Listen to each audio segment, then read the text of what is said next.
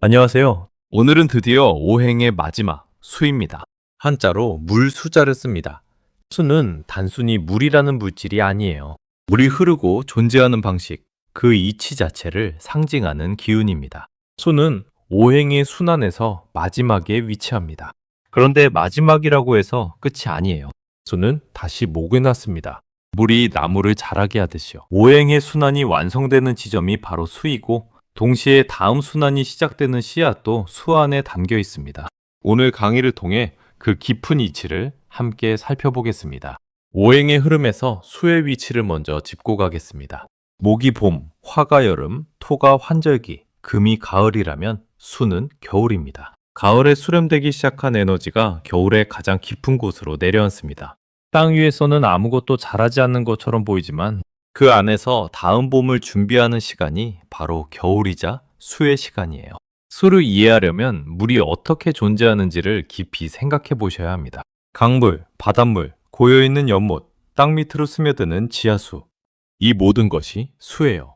물을 떠올리면서 그 성질을 하나하나 살펴보겠습니다. 물의 첫 번째 속성은 아래로 흐른다는 것입니다. 물은 항상 낮은 곳을 향해 흐릅니다. 이것이 수의 방향이에요.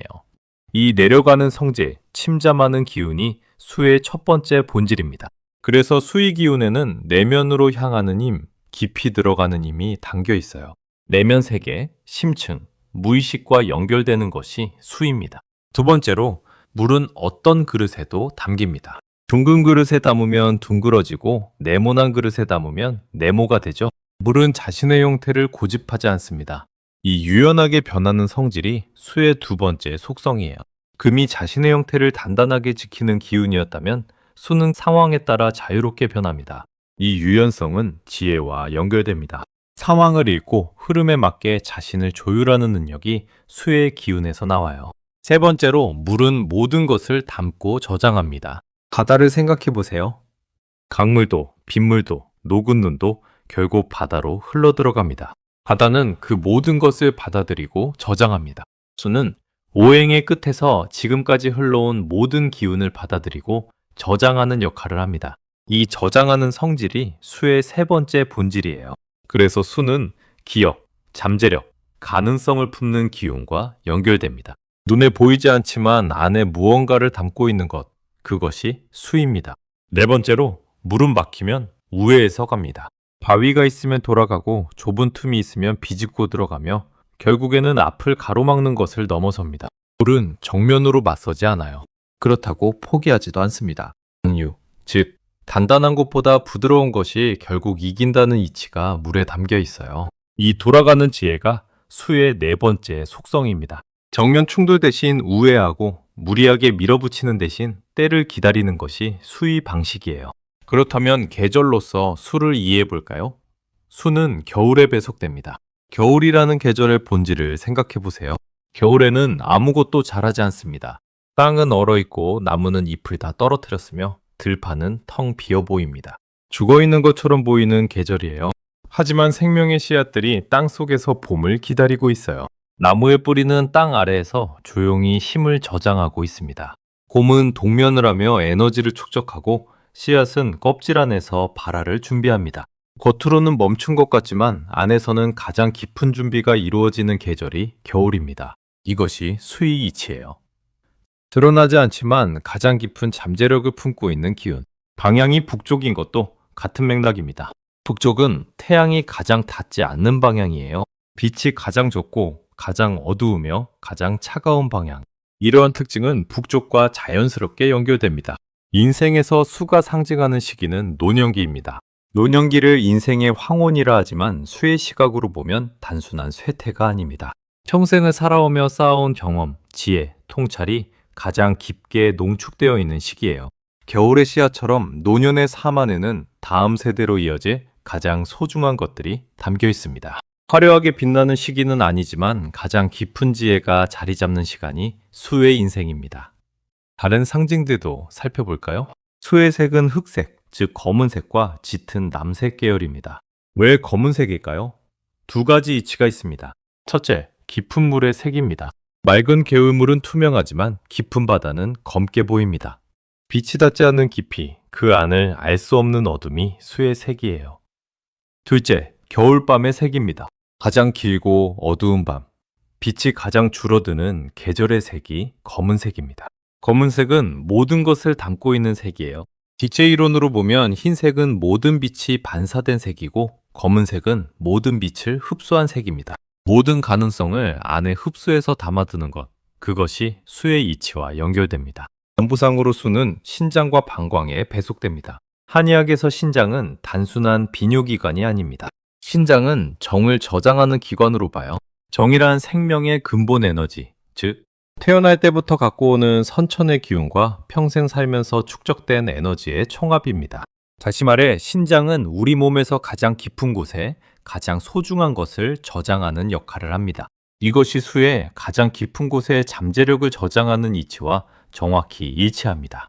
또 신장은 수분 조절을 담당하는데 몸 안의 물을 관리하는 기관이 수에 배속되는 것은 가장 자연스러운 연결이기도 합니다.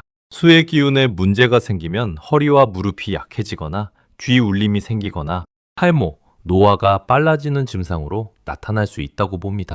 한의학에서는 신장이 노화의 속도를 좌우한다고 볼 만큼 생명력과 직결된 기관으로 여기기 때문이에요. 수의 덕목은 지, 즉 지혜입니다. 왜 물이 지혜와 연결될까요? 물을 다시 생각해 보세요. 물은 막히면 돌아갑니다. 강제로 밀어붙이지 않아요. 지금 이 길이 막혔다면 다른 길을 찾고 그 길도 막히면 또 다른 길을 찾습니다. 이 유연한 판단, 상황을 읽는 능력, 억지로 부딪히지 않는 현명함이 바로 지혜의 핵심이에요. 지혜는 단순한 지식이 아닙니다. 상황의 흐름을 읽고 언제 나아가고 언제 물러날지를 아는 것, 그것이 지혜입니다. 또 물은 깊습니다. 겉으로는 고요해 보여도 그 안에 엄청난 깊이가 있어요. 수의 사람들이 내면에 담고 있는 것들, 오랜 시간 쌓아온 통찰과 경험이 지혜의 원천이 됩니다. 오행 중 마지막에 있는 수가 지혜를 덕목으로 갖는 것은 자연스럽습니다. 목화 토금을 모든 과정을 지났으니 지혜가 생길 수밖에 없는 것입니다. 밤이상으로는 북쪽입니다. 북쪽은 태양이 가장 닿지 않는 방향입니다. 북반구에서 북쪽은 1년 내내 태양이 거의 오지 않는 방향이에요. 그래서 가장 차갑고 가장 어둡습니다. 수의 침잠하는 기운, 내면으로 향하는 기운이 빛보다 어둠에 가까운 북쪽과 연결되는 것은 자연스럽습니다. 북극의 깊고 어두운 바다, 얼음 아래에서도 생명이 존재하듯이 수는 가장 깊은 곳에서 생명의 씨앗을 품고 있는 기운입니다. 이제 수의 기운이 사람에게 어떻게 나타나는지 살펴보겠습니다. 먼저 수의 장점부터 살펴보겠습니다. 첫째, 깊은 통찰력과 지혜입니다. 수의 사람들은 표면에 드러난 것보다 그 안에 있는 것을 보는 능력이 뛰어납니다. 다른 사람들이 놓치는 것, 상황의 이면, 말 뒤에 숨겨진 의도를 잘 감지해요. 이것이 깊은 물처럼 겉으로는 고요하지만 안에 많은 것을 담고 있는 수의 통찰력입니다. 오래 관찰하고 많이 생각하며 결론을 서두르지 않아서 판단이 묵직하고 정확한 경우가 많습니다. 둘째, 뛰어난 유연성과 적응력입니다. 우리 어떤 그릇에도 담기듯이 수의 사람들은 다양한 환경과 사람들에 잘 적응합니다. 어디서든 자연스럽게 녹아들고 다양한 유형의 사람들과 잘 어울립니다. 고집스럽게 자신의 방식을 고집하기보다 상황이 요구하는 것에 맞게 자신을 조율하는 능력이 뛰어나요. 이 유연성은 급변하는 환경에서 특히 강점이 됩니다. 금이 원칙을 지키는 강인함이라면 수는 흐름에 맞게 변하는 지혜입니다. 셋째, 풍부한 상상력과 창의성입니다. 수는 저장하는 기운입니다. 수의 사람들 안에는 오랜 시간 쌓아온 관찰, 경험, 감각들이 깊이 저장되어 있어요. 이것이 상상력과 창의성의 원천이 됩니다. 수면 아래에서 조용히 자라다가 어느 순간 수면 위로 터져 올라오는 것처럼 수의 창의성은 갑자기 나타나는 것이 아니라 오랜 내면의 숙성에서 나옵니다.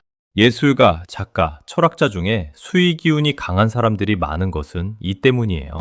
넷째, 인매력과 때를 기다리는 힘입니다. 물은 조급하지 않습니다. 막히면 돌아가고 좁으면 기다리다가 틈이 생기면 흐릅니다. 수의 사람들은 이 인내력이 강해요. 지금 당장 결과가 나타나지 않아도 묵묵히 버티는 힘, 때가 올 것을 알고 기다리는 능력이 있습니다. 씨앗이 겨울을 견디고 봄에 싹을 틔우듯 수는 결정적인 순간을 위해 에너지를 쌓아두는 힘을 갖고 있어요. 반면 수의 단점도 있는데요. 첫째, 지나치게 내향적이고 고립되기 쉽습니다. 팀자 많은 기운이 강하면 너무 안으로만 향하게 됩니다. 수의 사람들은 혼자 있는 시간을 좋아하고 내면 세계가 풍부하지만 지나치면 사람들과의 관계에서 점점 물러나 고립되기 쉬워요. 깊은 물처럼 스스로를 잘 드러내지 않아서 주변 사람들이 이 사람이 어떤 생각을 하는지 알기가 어렵습니다. 마음을 열기까지 시간이 오래 걸리고 한번 닫히면 좀처럼 열지 않는 경향이 있어요. 둘째, 우유부단하고 결단이 어렵습니다. 물은 형태를 고집하지 않습니다. 이 유연함이 지나치면 자신의 중심을 잇는 우유부단으로 변합니다. 이렇게 할 수도 있고 저렇게 할 수도 있는데를 반복하다가 정작 결정을 내리지 못하거나 결정을 내렸다가도 쉽게 번복하는 모습이 나타나기도 합니다. 소의 사람들은 다양한 가능성을 동시에 볼 수 있기 때문에 오히려 어느 하나를 선택하는 것이 어려울 수 있어요. 셋째, 과도한 걱정과 불안입니다. 소의 깊은 통찰력은 아직 일어나지 않은 일들의 가능성도 함께 봅니다. 이렇게 되면 저렇게 될 수 있고 그러면 또 이런 문제가 생길 수 있는데 라는 식으로 미래의 위험을 미리 감지하는 능력이 있어요. 이것이 지나치면 근거 없는 걱정과 불안으로 변합니다. 물이 너무 많이 고이면 썩듯이 생각이 내면에서만 맴돌면서 점점 어두워지는 경향이 생깁니다. 넷째, 소극적이고 실행이 느립니다. 때를 기다리는 인내력은 좋은 장점이지만 지나치면 아예 행동하지 않는 소극성으로 변합니다. 충분히 준비되었을 때 움직이려 하다 보니 결정적인 순간에 타이밍을 놓치는 경우가 생겨요. 수의 사람들은 머릿속에서 계획은 정교하게 세우지만 막상 실행으로 옮기는 것이 느리거나 어렵게 느껴지는 경우가 있습니다. 겨울에 씨앗이 너무 오래 땅속에만 있으면 봄이 와도 싹을 틔우지 못하는 것처럼요. 이번에는 수의 기운이 어떤 직업에서 자연스럽게 빛을 발하는지 살펴보겠습니다. 첫째, 깊이 생각하고 탐구하는 직업입니다. 철학자, 연구자, 학자, 작가가 있습니다. 수의 가장 핵심적인 기운은 깊이 들어가는 것입니다. 표면에 머물지 않고 근본까지 파고드는 힘이에요. 연구자나 학자는 하나의 문제를 수면 아래까지 따라 내려가는 일을 합니다. 철학자는 존재의 가장 깊은 곳에 있는 질문을 탐구하고 작가는 인간의 내면 가장 깊은 곳에 있는 것을 언어로 꺼내는 사람이에요. 이 모든 직업의 공통점은 오래 들여다보고 깊이 생각하며 서두르지 않는다는 것인데 그것이 수의 기운과 완벽하게 일치합니다. 둘째, 해외와 관련된 직업입니다. 해외 영업, 어문계열, 외교가, 협상가 등이 있습니다. 물은 그 자체로 땅 바깥의 기운, 즉 물이나 물 건너 지역과 연관이 있습니다. 물은 끊임없이 흘러가기 때문에 한 곳에 정착하지 않고 흘러다니는 성질이 있기 때문입니다. 따라서 사주에 수가 있기만 해도 해외와 연관될 일이 있다고 볼 수 있습니다. 따라서 외국어를 사용하는 직업군들과는 전반적으로 인연이 많다고 봅니다. 셋째, 내면을 다루는 직업입니다. 심리학자, 정신건강의학과 의사, 명상지도자 등이 있습니다. 수는 내면 세계와 연결됩니다. 무의식, 심층심리, 드러나지 않은 것들이 수의 영역이에요. 심리상담사는 사람의 내면 가장 깊은 곳에 있는 것을 함께 들여다보는 일을 합니다. 눈에 보이지 않는 심리적 흐름을 읽고 상대방이 스스로 자신을 이해할 수 있도록 돕는 것이에요. 이것이 수의 깊이 보고 드러나지 않는 것을 다루는 기운과 정확히 맞아떨어집니다. 물이 가장 깊은 곳에 있는 것을 감추고 보호하듯이 이런 직업들은 상대방의 가장 깊은 것을 안전하게 다루는 일이기도 합니다. 넷째, 창조적 내면을 표현하는 직업입니다. 소설가, 시인, 음악가, 영화감독 등이 있습니다. 수의 사람들 안에는 오랫동안 쌓아온 것들이 깊이 잠들어 있습니다.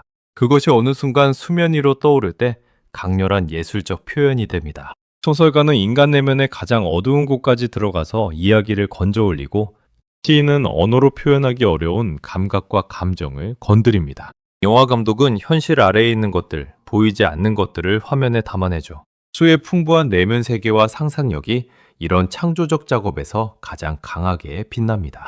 반대로 수의 기운이 억눌리거나 소진되기 쉬운 환경도 있습니다. 생각할 시간 없이 즉각적인 판단과 행동만을 요구하는 환경, 내면보다 외면과 겉으로 드러나는 퍼포먼스가 중요한 조직, 혼자만의 시간이 전혀 허용되지 않고 항상 사람들 속에 있어야 하는 상황이 그렇습니다. 물이 햇볕에 너무 오래 노출되면 증발하듯이 수의 기운을 가진 사람이 자신을 충전할 시간 없이 사람들과 마주하거나 외부 활동을 하면 빠르게 소진됩니다. 잠깐 멈추고 생각할 시간이 필요한데 라는 마음이 자꾸 드는데, 그럴 수 없는 상황이 반복된다면 수가 억눌리고 있다는 신호일 수 있어요. 수가 사주에 지나치게 많으면 물이 넘쳐 흐르는 상태가 됩니다. 물이 너무 많으면 홍수가 나고 모든 것이 물에 잠겨 기능을 잃어버리죠. 생각이 지나치게 많아지고 걱정과 불안이 끝없이 이어지며, 한번 어두운 생각에 빠지면 중처럼 빠져나오지 못합니다. 내면으로만 향하는 성질이 극단화되면 현실과 단절된 채 자신의 생각 속에만 갇히는 경향이 생겨요. 결단을 내리지 못하고 끝없이 가능성만 탐색하거나 두려움 때문에 아무것도 시작하지 못하는 상태가 되기도 합니다. 몸으로는 신장과 방광에 부담이 오거나 허리와 무릎이 약해지고 몸이 차가워지며 부종이 생기는 증상으로 나타날 수 있습니다. 수가 강할 때는 토두의 기운이 균형추가 됩니다. 흙이 물을 가두고 방향을 잡아주듯 토의 안정된 기반과 현실 감각이 과한 수의 흐름을 잡아줍니다. 실질적으로는 생각을 밖으로 꺼내는 연습이 필요합니다. 머릿속에서만 맴도는 것을 일기로 쓰거나 신뢰하는 사람과 이야기하거나 몸을 움직이는 활동을 하는 것이 도움이 됩니다. 물이 흐르지 않으면 고이고 썩듯이 안에만 담아두는 것을 밖으로 흘려보내는 것이 핵심이에요. 또 너무 많이 생각하기 전에 일단 작은 것부터 행동으로 옮기는 연습을 하는 것이 수가 강한 분들에게 가장 필요한 처방입니다. 수의 기운이 약하거나 거의 없으면 뿌리가 마른 나무처럼 깊이가 없는 상태가 됩니다. 겉으로는 활발해 보이지만 내면에 축적된 것이 부족해서 깊은 통찰이 어렵습니다. 상황을 빠르게 판단하고 행동하지만 그 판단이 표면적인 것에 그치는 경우가 많아요. 인내심이 부족해서 결과가 빨리 나타나지 않으면 쉽게 포기하거나 깊이 있는 탐구보다 빠른 해결을 선호하는 경향이 있습니다. 뒤에 동목이 약해지면 상황의 흐름을 읽는 능력이 떨어져서 밀어붙여야 할 때와 물러서야 할 때를 구분하지 못하거나 돌아가는 지혜 없이 무조건 정면 돌파만 시도하다가 소진되는 패턴이 반복될 수 있습니다. 몸으로는 신장 기운이 약해지면서 활력이 떨어지고 무릎이나 허리가 쉽게 피로해지거나 머리카락이 힘을 잃는 증상이 나타날 수 있습니다. 수가 약할 때는 금의 기운이 도움이 됩니다. 금이 수렴하고 안으로 거두어들이는 기운이 흘러들어와 수의 저장 기능을 채워주기 때문이에요. 실질적으로는 멈추고 돌아보는 시간을 의도적으로 만드는 것이 필요합니다. 수는 그 자체로 혼자 생각이 많지만 금이 있을 때 좀 더 차분하고 이성적으로 생각하고 에너지의 지속성을 갖게 됩니다. 한 가지를 깊이 파고드는 경험을 쌓는 것도 좋습니다. 하나의 책을 끝까지 읽거나 하나의 주제를 오래 탐구하거나 한 가지 기술을 천천히 익혀가는 것. 이처럼 깊이를 경험하는 과정이 수의 기운을 서서히 채워줍니다. 빠르게 많은 것을 얻으려는 방식보다 적게 가는 방식이 수를 키우는 길입니다. 드디어 오행의 5번째 마지막 수까지 오셨습니다. 목화 토금수, 이 5 기운을 모두 배우셨어요? 그런데 여기서 수가 끝이 아닙니다. 수는 목을 낳습니다. 우리 나무를 키우듯 수의 기운은 다시 새로운 목의 시작으로 이어져요. 오행은 일직선이 아니라 끊임없이 돌아오는 순환이에요. 이 순환 자체가 우주와 자연의 이치입니다. 수를 기억할 때 이 하나의 장면만 기억하세요. 한겨울, 눈 덮인 들판 아래 깊이 잠든 씨앗 하나. 차갑고 어두운 땅 속에서 아무도 모르게 봄을 준비하고 있는 그것. 겉으로는 아무것도 없는 것처럼 보이지만 안에는 다음 계절 전체가 담겨 있습니다. 그 고요한 깊이, 그것이 수입니다. 다음 시간부터는 오행 각각을 배우셨으니 이 5 기운이 서로 어떻게 돕고 어떻게 견지하는지 상생과 상극의 관계에 대해 이야기해 보겠습니다. 오늘도 끝까지 봐주셔서 감사합니다.